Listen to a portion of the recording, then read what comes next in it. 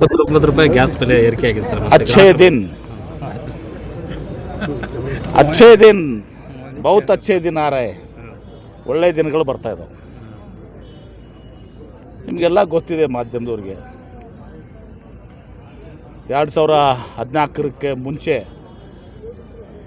ನರೇಂದ್ರ ಮೋದಿಯವರು ಪ್ರಧಾನಮಂತ್ರಿ ಆಗೋಕ್ಕಿಂತ ಮುಂಚೆ UPA ಸರ್ಕಾರ ಡಾಕ್ಟರ್ ಮನಮೋಹನ್ ಸಿಂಗ್ ಅವರಿದ್ದಾಗ ಪೆಟ್ರೋಲ್ ಬೆಲೆ 65 ರೂಪಾಯಿ ಇತ್ತು, ಡೀಸೆಲ್ ಬೆಲೆ 58 ರೂಪಾಯಿ ಇತ್ತು, ಗ್ಯಾಸ್ ಸಿಲಿಂಡರ್ ಬೆಲೆ 415 ರೂಪಾಯಿ ಇತ್ತು, ಬಂಗಾರದ ಬೆಲೆ ಎಷ್ಟಿತ್ತಪ್ಪ ಅವಾಗ 3,500 ಇತ್ತು, ಡಾಲರ್ ರೇಟ್ ಎಷ್ಟಿತ್ತು, ಮತ್ತು ಡಾಲರ್ ಬಗ್ಗೆ ಅಂತೂ ಭಾಳ ಮಾತಾಡ್ತಿದ್ರು,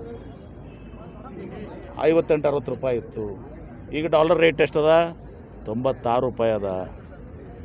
ಇದೆಲ್ಲವೂ ಕೂಡ ಅಚ್ಚೇ ದಿನದ ಭಾಗ. ಮನ್ ಕಿ ಬಾತ್, ಸಬ್ಕೆ ಸಾಥ್ ಸಬ್ಕೆ ವಿಶ್ವಾಸ್.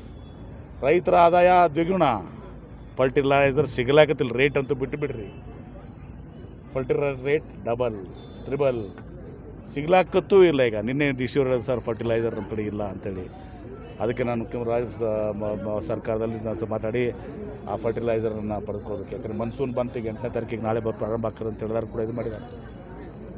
ಇದೆಲ್ಲವೂ ಕೂಡ ತಾವು ನೋಡ್ತಾ ಇದ್ದೀರಿ. ಉದ್ಯೋಗ ಪ್ರತಿ ವರ್ಷ 2 ಕೋಟಿ ಉದ್ಯೋಗ,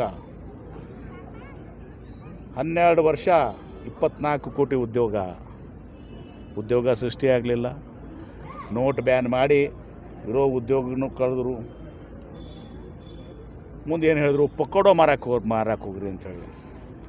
ಆ ಪಕೋಡ ಮಾರಕ್ಕೆ ಹೋಗ್ಬೇಕಂದ್ರೂ ಕೂಡ ಕಷ್ಟ ಅದ. ಯಾಕಂದ್ರೆ ಈಗ ಗ್ಯಾಸ್ ಸ್ಟವ್ ಇಲ್ಲ, ಸಿಲಿಂಡರ್ ಇಲ್ಲ, ಎಣ್ಣೆ ಬೆಲೆ ಎಣ್ಣೆ ಬೆಲೆನೂ ಕೂಡ 200 ರೂಪಾಯಿ ತರ್ತಾರೆ. ಎಲ್ಲವೂ ನಮ್ಮ ಪ್ರಧಾನಮಂತ್ರಿ ನರೇಂದ್ರ ಮೋದಿಯವರ ಕೊಡುಗೆ, ವಿಶ್ವಗುರುಗಳು ನರೇಂದ್ರ ಮೋದಿಯವರ ಕೊಡುಗೆಗಳು.